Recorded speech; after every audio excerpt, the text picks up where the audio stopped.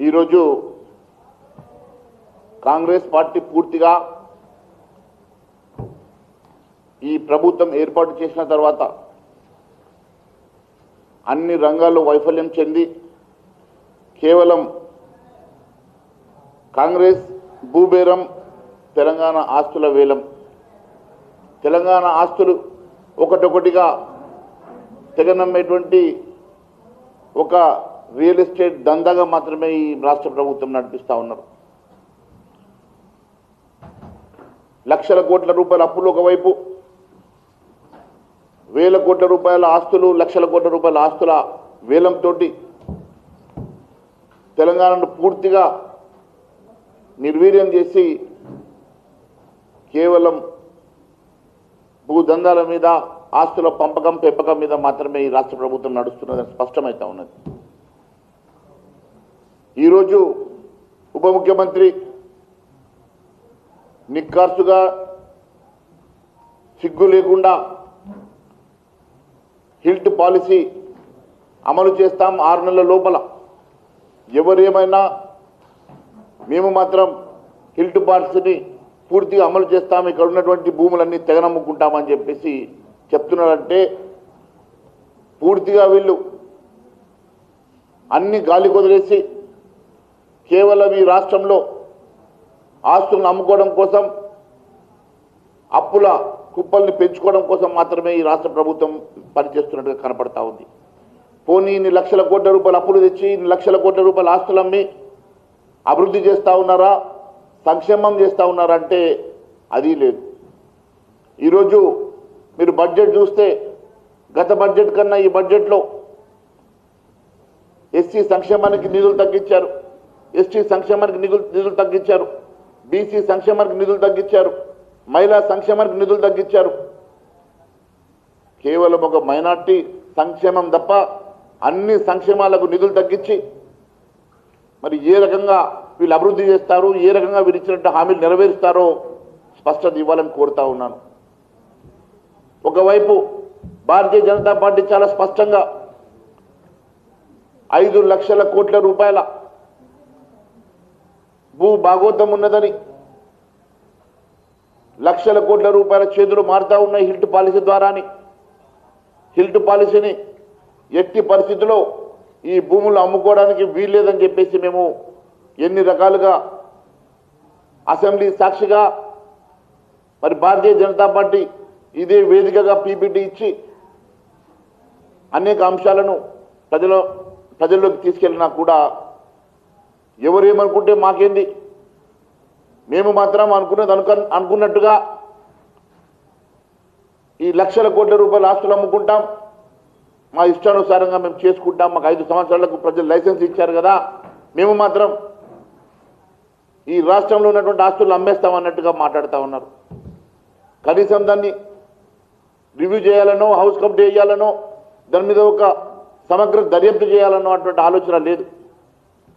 ఎక్కడ పడితే అక్కడ ఈ రాష్ట్రంలో ఎక్కడ ఆస్తులు ఉన్నాయి, ఈ రాష్ట్రంలో రాష్ట్ర ప్రభుత్వం చెందినటువంటి భూములు ఎన్ని ఉన్నాయో అన్ని భూములను, అన్ని ఆస్తులను అమ్మేసుకొని అప్పుల కుప్పలు పోగు చేసి మేము జలసాలు చేస్తామన్నట్టుగా ఈ రాష్ట్ర ప్రభుత్వం మాట్లాడుతూ ఉన్నది.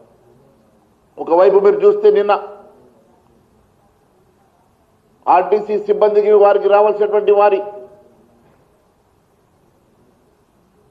డిఏలు కానీ, పిఆర్సీ కానీ వారికి చెందాల్సినటువంటి ఇచ్చినటువంటి హామీలు నెరవేర్చాలని చెప్పేసి వారు మనోవేదనతోటి అనేక సార్లు ఈ ప్రభుత్వంతో చర్చలు జరిపినా, గత ప్రభుత్వంలో ఉన్న 52 రోజుల పాటు వారు సమ్మె చేసి వారు అపాయింటెడ్ డేని డిక్లేర్ చేయించుకుంటే ఈ ప్రభుత్వం వచ్చిన తర్వాత 2 సంవత్సరాలు గడుస్తున్నా ఇప్పటి వరకు వారి సమస్యలు పరిష్కారం చేయలే, వారికి ఇచ్చినటువంటి వారి డిమాండ్లను పరిష్కారం చేయలే, కనీసం మేనిఫెస్టోలో పెట్టినటువంటి ఏ ఒక్క హామీని కూడా నెరవేర్చలేదు.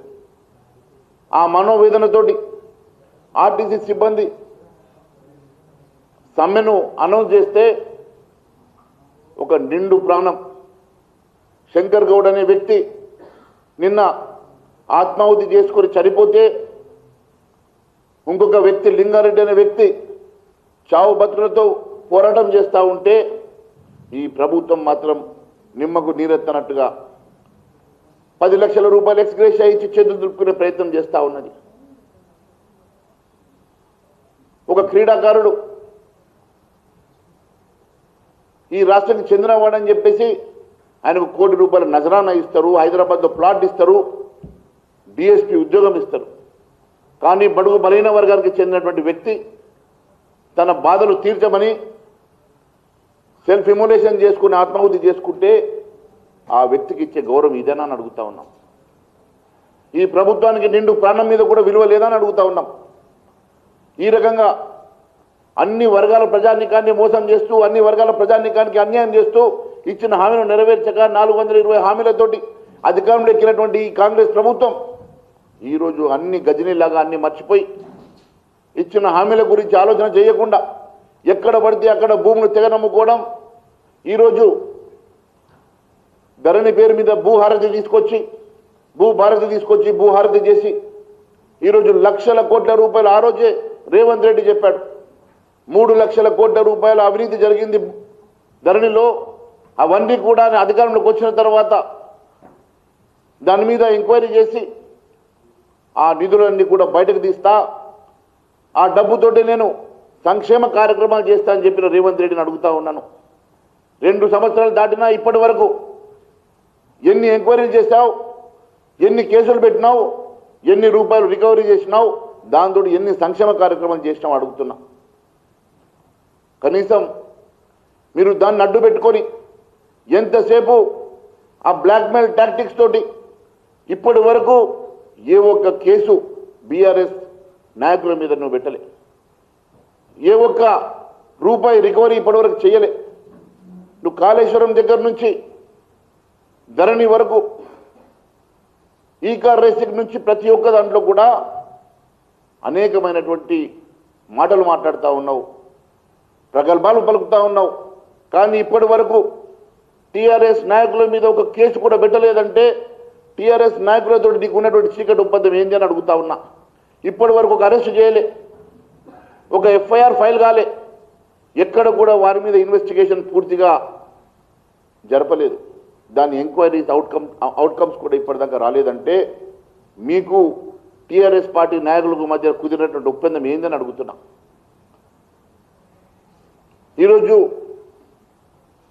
కేవలం మాటల గారెడితోటి ప్రజల్ని మభ్యపెట్టేటువంటి ప్రయత్నం చేస్తూ యాపన చేస్తూ ఉన్నారు, కాలం గడుపుతూ ఉన్నారు, పబ్బం గడుపుతూ ఉన్నారు తప్ప నిజంగా కూడా మీకు చిత్తశుద్ధి ఉంటే గత ప్రభుత్వంలో చేసినటువంటి అనేకమైనటువంటి కుంభకోణాలను ఎందుకు వెలికి తీస్తలేరు? మరి ఈరోజు లక్షల కోట్ల రూపాయలు బాకీ తీసుకొచ్చి లక్షల కోట్ల విలువ చేసేటువంటి భూములను అమ్మేసి హిల్ట్ పాలసీని ఈరోజు ఇంప్లిమెంట్ చేసి ఎందుకోసం అని చెప్పేసి ప్రజల్ని మోసం చేస్తూ ఉన్నారో దీనికి సమాధానం చెప్పాలని చెప్పి మేము అడుగుతా ఉన్నాం. మిత్రులారా, మీరు చూసినటువంటి గచ్చిబౌలిలో 400 ఎకరాల భూమి విషయంలో ప్రభుత్వం ఆడిన డ్రామా అంతా ఇంత కాదు. అదే రకంగా ఈరోజు హైదరాబాద్ చుట్టుపక్కల ఉన్నటువంటి వేలాది ఎకరాల భూమి ఈరోజు అన్యాక్రాంతమవుతా ఉన్నది. అనేకమైనటువంటి ఆరోపణలు వస్తూ ఉన్నాయి. దీని మీద కూడా ఇప్పటి వరకు మీరు ఎంక్వైరీ కోసం కనీసము ఒక కమిషన్ ఇవ్వలేదంటే దీని వెనుక మీ అందరి పెద్దల హస్తం లేదా అని అడుగుతా ఉన్నాను. ఈరోజు ఈ రాష్ట్రానికి సంబంధించినటువంటి అనేకమైనటువంటి అంశాలు మరి ఎప్పటికప్పుడు భారతీయ జనతా పార్టీ ఎండగడుతున్నా మీకు దున్నపోతు మీద వాన పడ్డట్టున్నది తప్ప మీరు దేని మీద కూడా ఇప్పటి వరకు సమగ్ర దర్యాప్తు జరుపుతలేరంటే మీకు చిత్తశుద్ధి లేదా, లేకుంటే అన్నీ తెలిసి మీరు మౌనంగా గత ప్రభుత్వ నాయకులతోటి మీరు ఒప్పందాలు కుదుర్చుకున్నారా? దీనికి సమాధానం చెప్పాలని కోరుతా ఉన్నాను. Thank you.